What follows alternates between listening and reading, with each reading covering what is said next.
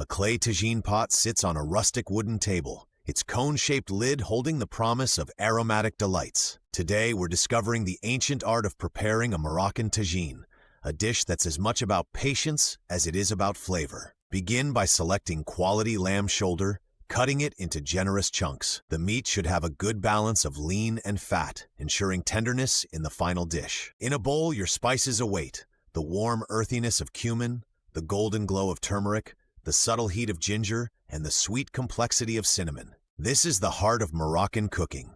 Coat your lamb pieces in this aromatic mixture, adding crushed item garlic, chopped item onions, and a generous pinch of item saffron threads that have been steeped in warm water. The marriage of spices should rest on the meat for at least an hour, though traditionalists prefer overnight. Heat your tagine over a gentle flame. Some prefer to use a diffuser to protect the clay pot from direct heat. Add a swirl of aromatic argan oil, traditional to Morocco, though olive oil works beautifully too. Layer your spice-coated meat in the base of the tagine, arranging it in a circular pattern. Now comes the vegetable crown. Carrots cut lengthwise, quartered onions, and preserved lemons, their tang cutting through the rich meat. Scatter green olives between the vegetables, and pour in just enough water to barely cover the meat. Never fill your tagine more than 2/3 full. Place the cone-shaped lid on top. This is where the magic happens.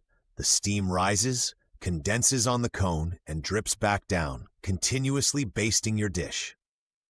Let it simmer gently for 2 to 3 hours until the meat is so tender it falls apart at the touch of a fork.